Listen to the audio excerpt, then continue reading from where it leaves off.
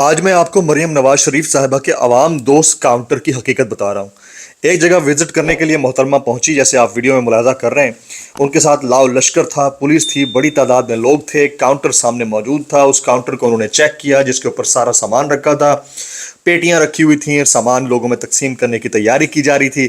لیکن وہ جیسے ہی وہاں سے رخ بدل کر نکلتی ہیں، وہ تمام پھٹے اٹھا لیے جاتے ہیں، وہ تمام پیٹیاں اٹھا لی جاتی ہیں، وہ تمام معاملات وائنڈ اپ کر لیے جاتے ہیں، وہ کاؤنٹر بھی اٹھا لیا جاتا ہے، اور دعوے یہ کیے جا رہے ہیں کہ ان کاؤنٹر سے لوگوں کو سہولیات فراہم کی جا رہی ہیں۔ اب ایسے میں سوال کیا جائے تو کس سے کیا جائے؟ مریم نواز شریف صاحبہ کے نالج میں شاید یہ بات نہ ہو، لیکن جو بیوروکریسی، جو کرتا دھرتا اور ارباب اختیار ان تمام معاملات کے اندر ملوث ہیں، کیا ان کے خلاف کبھی کوئی قانونی کارروائی ہو سکے گی یا نہیں؟ السلام علیکم، میں جمیل فاروقی ہوں، آپ میرا آفیشیل یوٹیوب چینل دیکھ رہے ہیں۔ تمام تعریفیں ذات پاک کے لیے جو ہماری شہرگ سے بھی قریب ہے اور ہماری ہر آنے جانے والی سانس کے بیچ میں ہونے والی معمولی سی جنبش کو بھی بخوبی جانتا ہے، اور تمام درود پاک نبی آخر الزماں حضرت محمد مصطفیٰ احمد مجتبیٰ صلی اللہ علیہ وآلہ وسلم کی ذات پاک کے اوپر، جو وجہ تخلیق کائنات ہیں، جن کی وجہ سے ہم ہیں، جن کی وجہ سے یہ کل کائنات ہے۔ سی ایم پنجاب یعنی مریم نواز شریف صاحبہ کے عوام دوست کاؤنٹر کی جو حالت ہے وہ آپ نے شروع میں ملاحظہ کر لی۔ یہ ایک دو جگہ کے واقعات ہوں گے، ہو سکتا ہے زیادہ جگہوں پر ایسا نہ بھی ہو، لیکن ان واقعات کو کنٹرول کون کر رہا ہے؟ کیا سی ایم صاحبہ کو اس چیز کا پتہ نہیں ہے؟ اگر نہیں ہے تو ہم ان کو بتا دیتے ہیں، یہ پتہ ہونا چاہیے۔ اور اگر بیوروکریسی یہ کر رہی ہے تو ان کے خلاف کیا کارروائی عمل میں لائی جا رہی ہے، ابھی تک کچھ نہیں پتا۔ پہلی ٹاپ لیڈ شروع میں آپ نے ویڈیو گلمپس ملاحظہ کر دیا۔ دوسرا، عمران خان صاحب نے اڈیالہ جیل میں صحافیوں سے غیر رسمی گفتگو کی ہے، بہت سارے صحافی اس میں موجود تھے۔ سمیع ابراہیم صاحب بھی اس کو رپورٹ کرتے ہیں، انہوں نے کس انداز سے رپورٹ کیا؟ عمران خان صاحب نے آج پھر کس بات کا دہراوا کیا ہے؟ کتنے اہم میٹرز ہیں جن کے اوپر انہوں نے دباؤ ڈالا ہے کہ یہ ہوں گے تبھی بات چیت آگے ہوگی؟ کیا عمران خان صاحب بات چیت کرنے کے لیے کوئی اشارہ دے رہے ہیں؟ دوسری طرف سے بات چیت کا کوئی اندیا یا اشارہ ہے یا نہیں ہے؟ اس کی تمام تر تفصیلات جو ڈیٹیلز ہیں وہ میں آپ کے سامنے شیئر کروں گا۔ اس کے علاوہ ایک بڑی ڈیولپمنٹ یہ ہے کہ آپ کو پتا ہوگا کہ حال ہی میں کولا نیکسٹ کے جو اونر ہیں ان کو اور ان کے کچھ مینیجرز کو اغوا کیا گیا تھا۔ اطلاعات یہ ہیں، افواہیں یہ ہیں کہ 50 کروڑ روپے کی بھاری رقم ان سے لی گئی ہے اور اب وہ دل برداشتہ ہو کر ملک چھوڑ کر چلے گئے۔ اس میں کتنی صداقت ہے، اس کی ڈیٹیلز کیا ہے، وہ شیئر کروں گا۔ کچھ افواہیں مزید تھیں کہ عمران خان صاحب کی اہلیہ بشریٰ بی بی عمران خان صاحب کے خلاف کوئی ڈیل کر سکتی ہیں، وہ متھ بھی ٹوٹ گئی ہے اور اس کے اندر سے کچھ نکلا ہے، وہ ڈیٹیلز کیا ہے وہ شیئر کروں گا۔ کچھ وائرل ٹویٹس ہیں، کچھ وائرل بیانات، اس لیے گزارش ہے کہ آپ نے ویڈیو کو پہلے منٹ سے آخری منٹ تک دیکھنا ہے۔ ایک اور گزارش، اگر آپ نے چینل تک سبسکرائب نہیں کیا سبسکرائب کیجئے، بیل آئیکن یعنی گھنٹا ہے گھنٹی اپنے انگوٹھے انگلی ساتھ رکھے ڈنڈے سے دبا دیجیے گا۔ جو ہماری ٹاپ لیڈ تھی اس کی ویڈیو شروع میں نے دکھا دی، وہ ویڈیو ایویڈنس ہے۔ اب یہ پنجاب گورنمنٹ کے کرتا دھرتاؤں کے اوپر منحصر ہے کہ وہ اس کے اوپر کارروائی کرتے ہیں یا نہیں کرتے۔ میری نظر میں آج کی سب سے بڑی جو لیڈ ہے وہ عمران خان صاحب کی اڈیالہ جیل میں صحافیوں سے گفتگو ہے۔ وہ پوائنٹرز کیا ہیں وہ آپ کے سامنے رکھ رہا ہوں۔ عمران خان نے آج کمرہ عدالت میں صحافیوں سے اہم گفتگو کی ہے۔ عمران خان کہتے ہیں کہ فوج سے بات کرنے والی بات پر قائم ہوں، یعنی میں جو فوج سے بات کرنے والی متعلق بات کی تھی اس کے اوپر قائم ہوں۔ آئیں آئین اور قانون کے دائرے میں رہ کر بات کریں۔ ہمارا مطالبہ ہے کہ ہمارا چوری کیا ہوا مینڈیٹ فوری واپس کیا جائے۔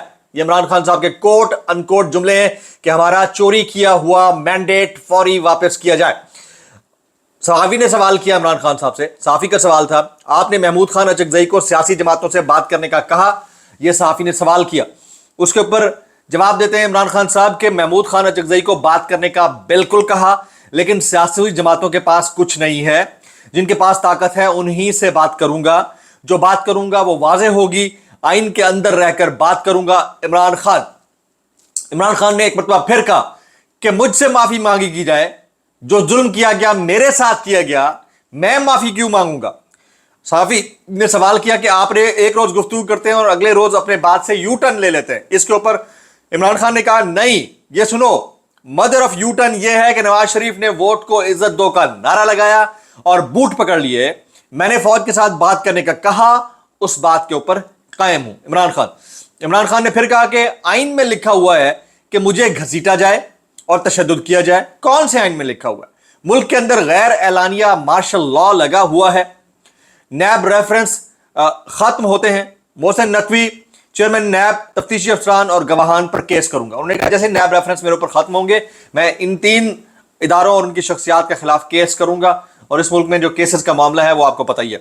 عمران خان پھر کہتے ہیں کہ نیب نے ان کے کہنے پر بشریٰ بی بی اور مجھ پر جو ریفرنس بنایا ہے اس ریفرنس کا ہار ہمارے پاس ہے، یعنی جب ایکچوئل پراپرٹی ہمارے پاس ہے تو پھر ریفرنس کس چیز کا ہے؟ نیب نے نیا ریفرنس فائل کر کے اپنے ہی قوانین کی خلاف ورزی کی ہے۔ میری غلطی یہ ہے کہ میں نے اعتراف کیا کہ وہ ہار میرے پاس موجود ہے۔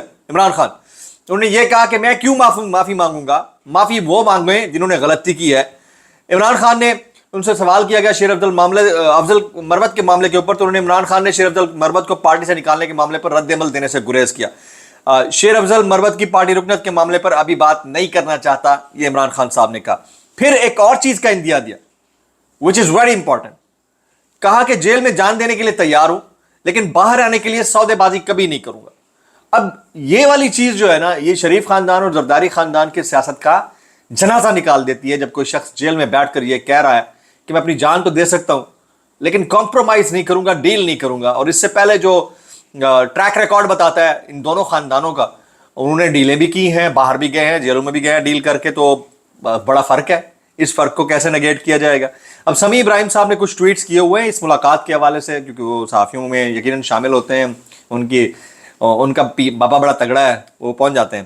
تو سمیع صاحب کہتے ہیں کہ عمران خان کمزور لگ رہے تھے، عمران خان صاحب کی صحت کے حوالے سے وہ کہتے ہیں خان صاحب کمزور لگ رہے تھے، مسکرا بھی رہے تھے۔ انہوں نے بتایا کہ فوڈ پوائزننگ ہوئی ہے کیونکہ فریج نہیں ہے اور جس میں کھانا رکھنا چاہیے کولر میں کھانا خراب ہو جاتا ہے، تو وہ فریج کی جگہ کولر میں کھانا رکھا جاتا ہے۔ پھر سمیع ابراہیم صاحب مزید بتاتے ہیں کہ جیل حکام آج عمران خان کو صحافیوں سے بات نہیں کرنے دینا چاہتے تھے اور وہ گفتگو کے درمیان شور مچاتے رہے تاکہ ٹائم ختم ہو جائے۔ خان صاحب بار بار بات کرنے کی کوشش کرتے رہے لیکن خاصی تکرار اور تو میں ہوتی رہی۔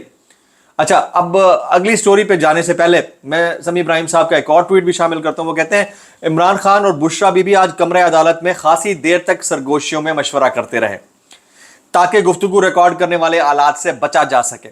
یہ آپسی تعلقات اور انڈرسٹینڈنگ کا ایک ایسا منظر تھا جو اس پروپیگنڈے کی دھجیاں اڑا رہا تھا کہ بشرا بی بی کے ساتھ کوئی ڈیل کی جا رہی ہے اور بشرا بی بی اپنے موقف سے شاید پیچھے ہٹ جائیں تو وہ ڈیل کا تاثر ختم ہوتا ہے۔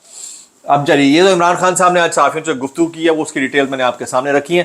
اب اگلی سٹوری پہ آ جاتے ہیں۔ پاکستان کے جو معروضی حالات ہیں، کل 2 عدد بڑے واقعات ہوئے۔ ایک تو ڈیرہ اسماعیل خان میں ججز کے سیکیورٹی اسکواڈ کے اوپر اٹیک ہوا اور اس میں 2 سیکیورٹی اہلکار جو ہے وہ شہید ہوئے۔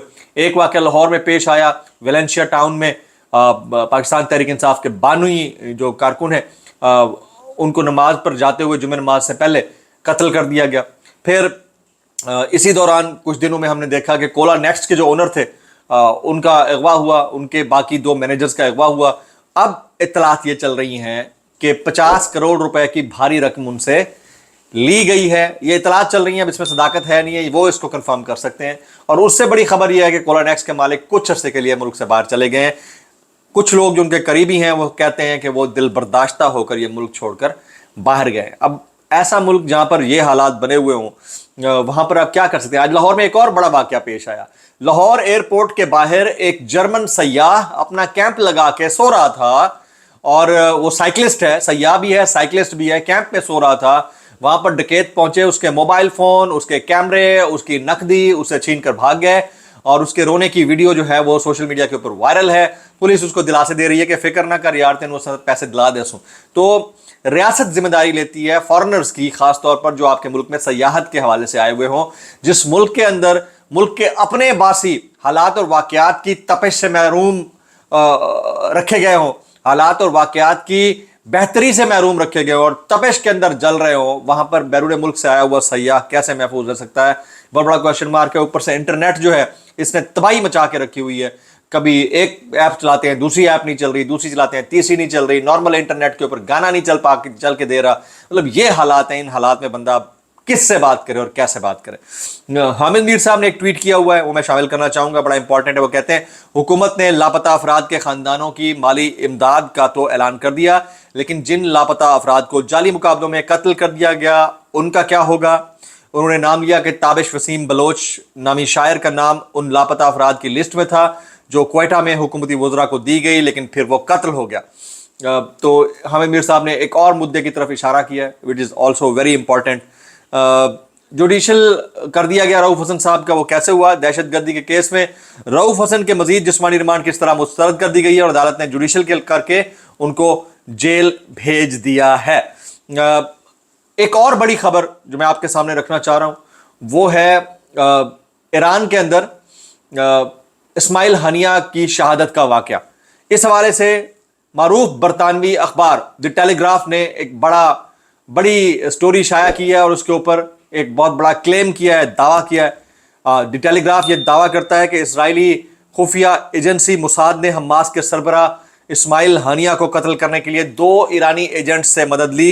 बरतानवी अखबार टेलीग्राफ ने यह दावा किया है।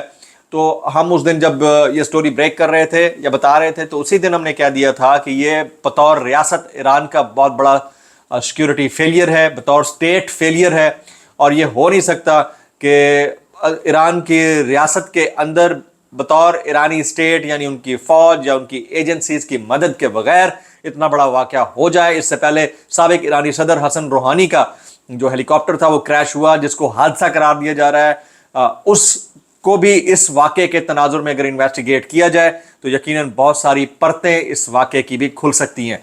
लेकिन टेलीग्राफ का ये एक बहुत बड़ा दावा है, इसके ऊपर जवाब ईरानी हुकूमत को देना चाहिए या ईरान को बतौर रियासत देना चाहिए, वरना ये बहुत बड़ी स्टेटमेंट है, बहुत बड़ा क्लेम है।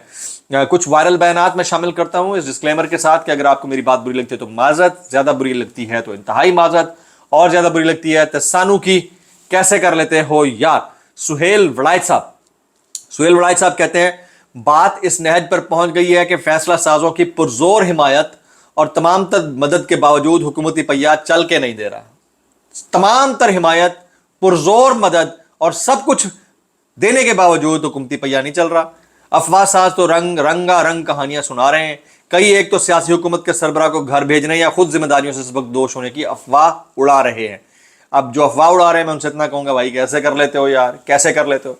अगला जी अदनान आदिल साहब कहते हैं पंजाब हुकूमत ने सूबे भर के 5863 सरकारी स्कूलों की निजकारी मुकम्मल कर ली है। तलबा और सादा तंजीमों के एहतजाज हड़तालों के बावजूद ये स्कूल निजी शोबे के हवाले कर दिए गए, यानी स्कूल भी बिकना शुरू हो गए। इसके ऊपर क्वेश्चन किया जाए तो किससे किया जाए, कैसे कर लेते हो यार। व्लॉग से इतना ही, सब्सक्राइब कीजिए, बेल आइकन कीजिए, दुआ में याद रखिएगा।